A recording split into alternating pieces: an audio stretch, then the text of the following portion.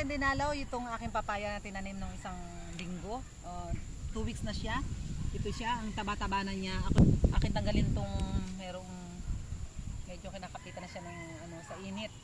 At itong isa pa na papaya ay medyo maliit siya, itong isang to. At ngayon ay bumili ako ng 2 papaya kasi natuwa ako at medyo malaki na itong papaya. Gusto ko meron siyang kasabay. Bumili ako ng 2 at meron na kaming isang papaya na nakita ko lang na sibulang. Kaya atin ang itatanim. Tingnan natin doon sa kabila. Ito na yung 2 kong papaya na nabili kanina. At atin nalagyan muna ng animal manure bago natin ito. Diba katulad ng ginawa natin doon sa 2 papaya, yung iupo natin sa animal manure muna. Atin muna lagyan yung ating 3 hinukay. Ito. 2, pangalawa ito. At dinis. Ito na yung isa nating papaya na nakita. Naku, basa-basa pa yung lupa. Ang ganda ng lupa niya. Oh. Talagang matagal itong malalanta. Atin yung tinanggal at buong buo pa rin natin siyang itatanim. Iupo lang natin sa animal manure. Ganyan lang. At saka natin tabunan ng pangkaraniwan lupa. Dahil siya ay meron ng pataba naman doon sa ilalim. Ang tatigas ng lupa, oh. Hindi ko madurog itong lupa. Tigang na tigang. At atin itong diligin muna.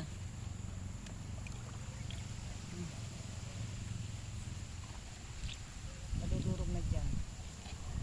Atin naman itong sa kabilang tanim. Ito na yung pangalawa natin biniling papaya. 2 lamang itong aking nabili kanina. Marami tayong dala eh. Kaya tama na yung 2. Okay lang na medyo malalaki para medyo makahinga-hinga naman yung ating papaya dahil ito ay meron namang animal manure at saka meron na siyang lupa. Kaya okay lang siya na malalaki. Wala tayong tagahukay kanina. Si Pastor ay busy rin siya. Kaya busy rin ako dito. At saka natin siya diligin.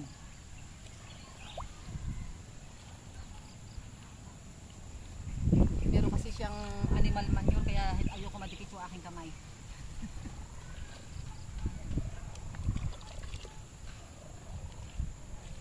Ito naman ay hindi ito nabili kundi tumubo lang na kusa dito sa aming paso na kasamang aloe vera. Ay atin ang ituwad. Ako. Yan. Napakaganda na niya. At meron siyang kasamang aloe vera sa ating pagkuha sa paso. Kusa lang talaga itong tumubo. Isama na natin muna.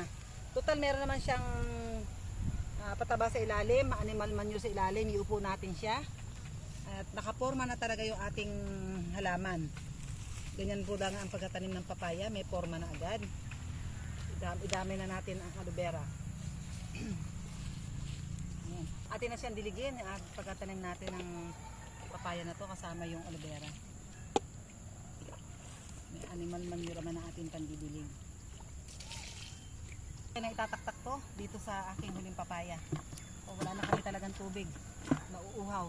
Atin ang bunutin itong maliit dahil talagang hindi naman to lalaki na. Hindi magiging malusog yung ating isang papaya kapag pinalaki pa natin siya. Atin tanggalin yung dahon. Medyo maganda na ang panahon at lumalamig na. At ating papaya sana ito'y maging malusog. Kaya marami pong salamat sa patuloy na pagsubaybay sa mga ka-natural ni Pastor dito.